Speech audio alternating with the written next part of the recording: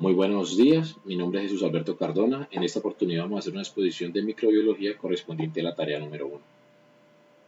Explorar la diversidad microbiana y su ecología asociada a la agricultura. Responderemos una serie de preguntas, algunas serán oral y otras de manera escrita, así que iremos avanzando metódicamente. Explique de qué dependen los tipos de actividades microbianas y la velocidad de estas actividades. Mencione 3 recursos y condiciones que influyen en el crecimiento microbiano en la naturaleza. Los microorganismos, como todos sabemos y lo vimos en el módulo pasado, viven en comunidades. Eh, Estas comunidades microbianas entre sí interactúan, algunas de manera beneficiosa y otras de manera nociva. Sin embargo, podemos determinar que este tipo de interacciones estimulan o favorecen a los, a los al suelo, pues, donde ellas habitan, ¿sí? Y de esa misma manera a las que los absorben, que son las raíces, para próximamente alimentar la vegetación. También podemos decir que la actividad microbiana es un indicador de la buena salud y fertilidad del suelo.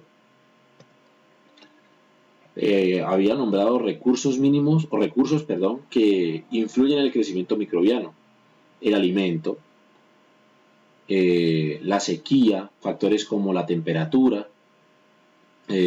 También podemos hablar de la presencia de oxígeno.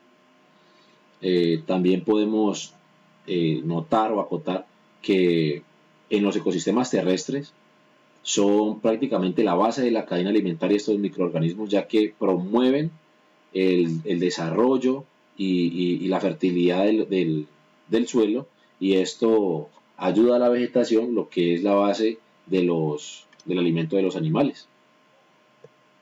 ¿En qué consiste una comunidad microbiana? Esta es de carácter escrito, una sustentación escrita. Entonces aquí se puede ver las comunidades microbianas son poblaciones de células de varias especies, básicamente. ¿Por qué son diferentes la riqueza y la abundancia de las poblaciones y cómo funciona la relación entre ellas en los hábitats microbianos del suelo? Eh, el ambiente en donde viven los microorganismos es su hábitat, ¿no? Allí hay factores que pueden, digámoslo así, estimular el progreso o la extinción de algunos microorganismos. Ahora lo dijimos, la ausencia o presencia de nutrientes, factores como la temperatura, el pH, la presencia de oxígeno, entre otras, son determinantes para el progreso o la reproducción de unos microorganismos que están allí en ese microhábitat. El estar sometido a un ambiente demasiado ácido o demasiado cáustico disminuye las expectativas de los microorganismos en esos hábitats. Sintetice mediante un mapa de ideas cómo funciona el aporte de energía al ecosistema e indique por qué los microorganismos del suelo juegan un papel fundamental. Bueno, todas estas son ideas que giran en torno a esta premisa. Los microorganismos cumplen un papel fundamental en el suelo y en todos los ecosistemas. ¿Por qué? Porque los ecosistemas funcionan gracias al flujo de energía que proviene del sol, ¿cierto? Y al ciclo de la materia. Sin embargo, la transformación de esa enorme cantidad de materia orgánica la realizan son los microorganismos. Son transformaciones esenciales. Es decir, hacen parte del proceso biogeoquímico necesario para que haya una transferencia de energía de un organismo a otro. Explica el concepto de microambiente, empleando el ejemplo de microambiente al oxígeno en la Tierra. Microambiente. Microambiente es el hábitat donde habitan los microorganismos, ¿sí? Nos dice que lo relacionemos con el oxígeno en la Tierra, ¿ok? Cuando se produce algún tipo de respiración celular, siempre hay liberación de energía, agua, dióxido de carbono de los compuestos orgánicos. La respiración por raíces de las plantas, las bacterias y hongos liberan CO2, como dijimos ahora. Se utilizan para convertir compuestos orgánicos en energía. Hay una transferencia de energía, como dijimos anteriormente. Esto se conoce como respiración aeróbica. ¿Por qué se da la competencia entre microorganismos en el suelo y por qué favorece cooperar? Bueno, dijimos anteriormente también que en los microhábitats, en los hábitats de los microorganismos, se producen interacciones entre ellos, ¿cierto? Pues aquí nos están diciendo que hay competencia. Claro, básicamente la competencia es por espacio y por nutrientes. Estas competencias pueden perjudicar o beneficiar al mismo hábitat porque ellos, al interactuar allí, cambian las condiciones físicas y químicas del microhábitat en el que están. Mira, acá lo podemos ver. Estas interacciones influyen en el suelo, la planta, el medio ambiente. Hablamos de crecimiento y el desarrollo de las especies vegetales. Los microorganismos asociados al sistema raíces son muy conocidos por sus características de favorecer el desarrollo de las prácticas agrícolas. Esta es la respuesta de por qué es importante cooperar. Explique con un dibujo o esquema la composición de los suelos teniendo en cuenta los microorganismos. Pues en este dibujo que he realizado vamos a irnos básicamente a la parte inferior en donde se encuentra la rizósfera, que es el campo en donde hay la mayor concentración de nutrientes y en donde se produce todo lo que es la metabolización, el proceso de interacción de los microorganismos. Acá pues la coloqué en la parte de abajo, pero corresponde al sistema adyacente a las raíces. Defina rizósfera y argumente su importancia, además del efecto rizosférico. Rizósfera. La rizósfera es la zona del suelo que rodea la raíz de una planta. La rizósfera está altamente influenciada por las raíces y promueven intensas actividades biológicas y químicas. Como decíamos ahorita, es la parte en donde se concentra la mayor cantidad de nutrientes. El efecto rizósfero.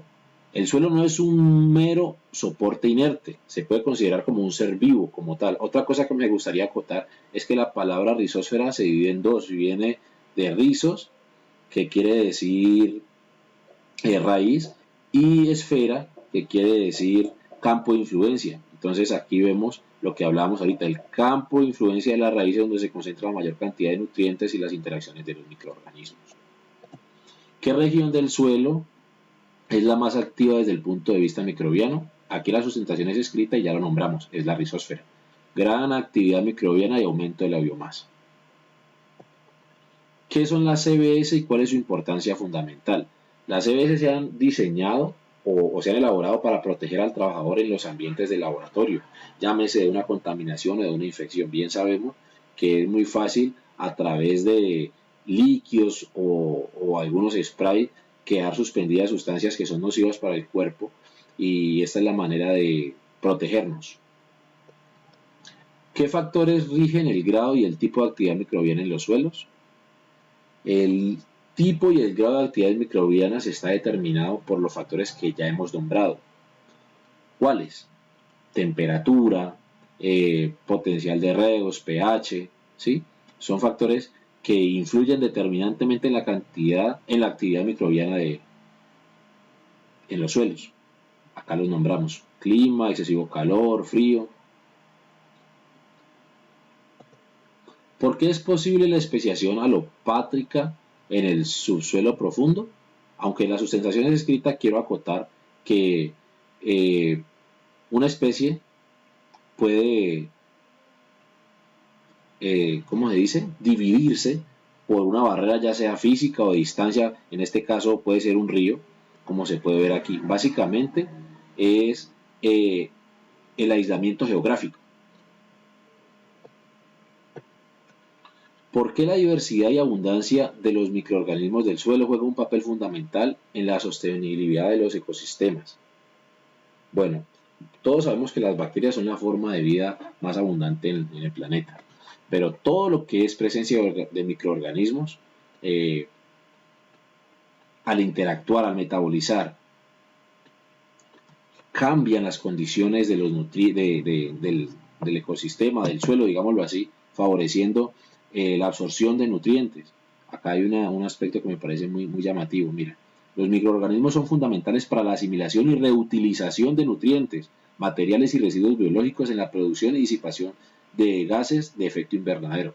Algunos son capaces de degradar materiales tóxicos. Por eso es importante en la sostenibilidad del ecosistema. 5 grupos microbianos. Los virus, hablamos de que les corresponde solo un ácido nucleico, ya sea ADN o ARN. son de menor tamaño que las bacterias y pueden pasar los filtros, que las bacterias no. Los hongos se caracterizan porque, pues, en algunas partes son nocivos, pero también caracterizan por ser eucariotos, parásitos que descomponen materia orgánica, una de sus funciones. Protozoos, microorganismos normalmente acuáticos o mayormente acuáticos, y se pueden ver fácilmente con el microscopio. Las bacterias, al integrarse en dice, pueden degradar desechos de cualquier tipo de materia orgánica, y al integrarse con la metabolización de procesos de la especie humana, claro, nos ayudan a la metabolización de algunos alimentos. Las arqueas son procariotas unicelulares, vivían, aquí hay una parte importante en la función de ellas, presentes en los diversos hábitats tales como suelos, océanos, pantanos y el colon humano. Son especialmente numerosas en los océanos y forman parte del plancton, lo que alimenta a los ecosistemas marinos. Nombre 3 factores claves que controlan las dinámicas de la biomasa. A ver, factores claves de la dinámica de la biomasa, aunque la sustentación es escrita, diremos que pH del suelo, capacidad de intercambio catiónico, indicadores de cambios de materia orgánica, ahorita ya lo habíamos dicho. La biomasa y la actividad microbiana son cruciales para el funcionamiento de los ecosistemas. ¿De qué depende esto? De factores como la ausencia o presencia de nutrientes. ¿Por cuáles factores es gobernada la variabilidad de la biomasa microbiana? La variabilidad de la biomasa microbiana. Bueno, la biomasa son todo lo que son los microorganismos, microalgas, hongos, bacterias, protozoos. Y la variabilidad depende del contenido de materia orgánica y factores como temperatura, manejo del suelo y humedad. ¿Cuál es la principal reservorio de nutrientes en los ecosistemas pobres? Aquí nos dicen que aunque la sustentación es solamente escrita, tomemos el bosque tropical seco. Bueno, vamos a acotar un poquito y diremos que el suelo es una característica, el suelo forma parte importante de la riqueza de nutrientes del bosque tropical seco. Sin embargo, tras la escasez de agua, algunas plantas utilizan una estrategia en donde tienen forma, a ver, dice, se puede observar que la forma espinosa de las plantas y las hojas de pequeño tamaño se caen en la época de sequía, lo que disminuye el área de evapotranspiración y obviamente ayuda a economizar agua. ¿Por qué el tamaño de la biomasa microbiana puede proveer un estimado de la productividad de un ecosistema restaurado? ¿Por qué el tamaño de la biomasa puede proveer un estimado de la productividad de la microbiana, de la productividad de un ecosistema restaurado? Bueno, ya dijimos que la biomasa como tal son las microalgas, las bacterias, todos esos microorganismos. Lo que sucede es que con la asimilación de todos esos nutrientes y los procesos metabólicos que ellos llevan a cabo ahí en la rizosfera, no solamente promueven la fertilidad del suelo, sino que ayudan a nutrir las plantas también. Y esto genera digámoslo así, un valor agregado también, ¿no? Así, las biomasas pequeñas implican un menor y menos estable suministro de nutrientes. Al relacionar el tamaño de la biomasa microbiana con la productividad de un ecosistema restaurado, comprendemos que a mayor tamaño de biomasa microbiana hay un mayor y más estable suministro de nutrientes para las plantas. En otras palabras, lo que les acabé de decir.